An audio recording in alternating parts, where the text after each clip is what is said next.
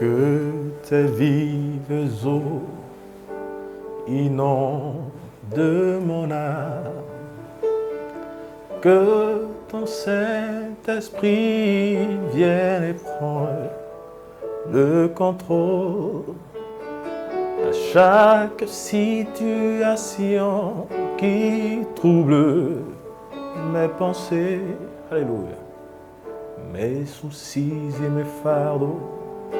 À tes pieds, je les dépose. Jésus, alléluia. Jésus, Jésus. Bien-aimé, je te salue dans le nom précieux de notre Sauveur et Seigneur Jésus-Christ, notre Père céleste qui est dans les cieux et qui ne manque de nous montrer sa gloire, sa bonté et sa miséricorde. À lui la gloire, l'honneur, la louange pour les siècles. Amen.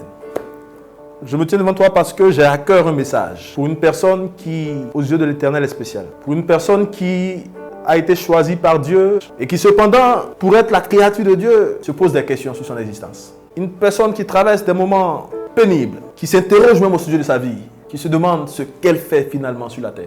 Parce que tous ses efforts, tout ce qu'elle entreprend et les objectifs qu'elle se fixe ne sont pas atteints. C'est à cette personne que je suis venu m'adresser, cette personne qui se pose des questions existentielles. Une personne qui a le sentiment d'être sur place, malgré tous ses efforts. C'est à cette personne que j'ai à cœur de m'adresser. Et je veux te dire, mon frère, je veux te dire, ma soeur, que ta situation actuelle annonce l'action glorieuse de Dieu dans ta vie. Et c'est le message que je te porte et pendant que je te le dis, je visualise dans mon esprit cet homme qui, pendant 38 années de sa vie, se tenait au même endroit. Il n'était ni assis, il n'était ni debout, mais il était couché. La Bible enseigne qu'il était couché à un endroit espérant la guérison. Parce que justement, il y avait non loin de lui une piscine dans laquelle il fallait se jeter après que l'eau ait été troublée par un ange qui descendait sporadiquement. Je ne sais pas pendant combien d'années tu es dans ta situation, mon frère. J'ignore depuis combien d'années tu es dans cet état d'attente. Attente de ce voyage, attente de cet enfant, en attente de cette entreprise, en attente de ce projet qui te tient à cœur. Mais je te dis qu'il y a quelqu'un qui a fait 38 ans en attente, qui était certainement désespéré parce que autour de lui, il n'y avait pas de solution. Jean chapitre 5, les versets 2 et suivants. À Jérusalem, près des portes des brebis, il y avait une piscine qui s'appelle en hébreu Bethesda et qui a 5 portiques. Sous ces portiques étaient couchés un grand nombre de malades, des aveugles, des boiteux, des paralytiques, qui attendait le mouvement de l'eau, car un ange descendait de temps en temps dans la piscine et agitait l'eau. Et celui qui descendait le premier, après que l'eau avait été agitée, était guéri. Quelle que fût sa maladie. Là se trouvait un homme malade depuis 38 ans. Jésus l'ayant vu coucher et sachant qu'il était malade depuis longtemps, lui dit, veux-tu être guéri? Bien-aimé, je te le disais tout à l'heure, je ne sais pas depuis combien de temps tu es dans cette situation, mais je t'annonce que si cet homme, après 38 ans, a rencontré Jésus, je t'annonce que toi aussi, mon frère, aujourd'hui même, tu fais la rencontre de Jésus. Je t'annonce, ma soeur, que Jésus se présente à toi aujourd'hui et il te pose la même question. Veux-tu être guéri? Veux-tu être guéri? Alors, vous savez la réponse que le malade de 38 ans lui donne. Seigneur, je n'ai personne pour me jeter dans la piscine quand l'eau est agitée et pendant que j'y vais, un autre descend avant moi. Cette réponse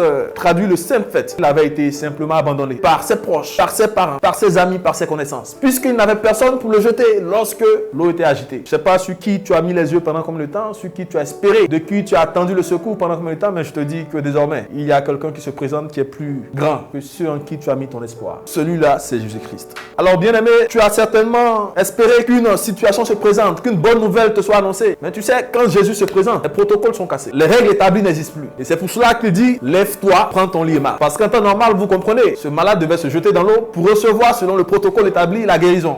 Je t'annonce aujourd'hui que cette maladie dont tu souffres, l'Éternel t'en apporte la guérison. Que ce travail que tu recherches, l'Éternel te l'apporte. Que ce projet qui te tient à cœur, le Seigneur le réalise. Selon la toute puissance de son majestueux nom. Amen. Je ne sais pas si tu crois en cette parole, mais je t'engage à croire. Je t'invite à croire en cette parole. Parce que cette parole est vérité et elle est faite pour toi. Tu sais, dans le livre de Jérémie, chapitre 29, verset 11, il a dit, car je connais les projets que j'ai faits pour toi. Projets de paix et non de malheur, afin de te donner un avenir et de l'espérance. Donc, je t'invite à comprendre que tu as de l'avenir. Si tu me suis depuis un lit d'hôpital et que tu es attristé au fond de toi, parce que certainement tu vois ta fin proche et que tu te dis, ben écoute, j'ai rien à faire parce que pour moi c'est terminé et que tu prends tes dispositions parce que tu estimes que bientôt tu ne seras plus de ce monde. Je te déclare au nom de la Bible et de la parole qui est descendue ce soir que pour toi il y a de l'avenir, il y a de l'espérance. L'espérance, c'est la certitude qu'au-delà des situations que tu vis, il y a un jour nouveau qui se lève et que l'Éternel n'a pas encore dit son dernier mot. Bien-aimé, la Bible déclare qu'une femme peut-elle oublier son enfant qu'elle allait? N'a-t-elle pas pitié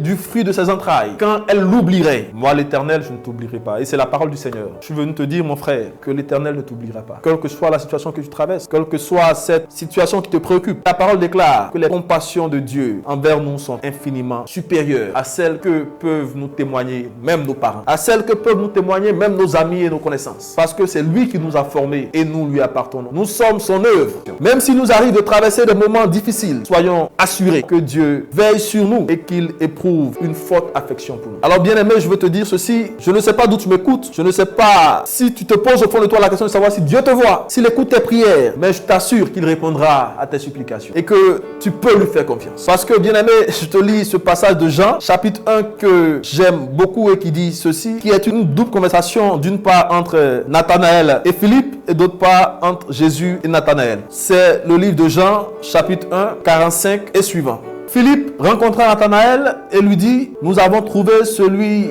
de qui Moïse a écrit dans la loi et dont les prophètes ont parlé, Jésus de Nazareth, fils de Joseph. Nathanaël lui dit, peut-il venir de Nazareth quelque chose de bon? Philippe lui répondit, viens et vois. Jésus, voyant venir à lui Nathanaël, dit en lui, voici vraiment un Israélite dans lequel il n'y a point de fraude. D'où me connais-tu? Lui dit Nathanaël. Jésus lui répondit, avant que Philippe t'appelât, quand tu étais sous le figuier, je t'ai vu. Nathanaël répondit et lui dit, Rabbi, tu es le fils de Dieu, tu es le roi d'Israël. Jésus lui répondit, parce que je t'ai dit que je t'ai vu sous le figuier, tu me crois, tu verras de plus grandes choses que celle-ci. Bien-aimé, Nathanaël était sous un figuier, mais Jésus le voyait. Où irais-tu loin de sa présence? Sache que dans ta situation, Jésus te voit. Sache que depuis ta position, le Seigneur te voit. Et qu'il ne t'a pas abandonné, mais juste que cette situation que tu traverses annonce l'action glorieuse de Jésus dans ta vie. Alors je t'invite à garder la foi et à ne pas désespérer, car tu verras sa gloire. Alors Jésus dans la conversation lui a dit, parce que je t'ai dit que je t'ai vu sur le figuier, tu crois. Ben maintenant sache que tu verras des choses encore plus grandes. Et il lui dit, en vérité, vous verrez désormais le ciel ouvert et les anges de Dieu monter et descendre. En vertu de la puissance attachée à cette parole, je déclare que le ciel s'ouvre sur ta vie.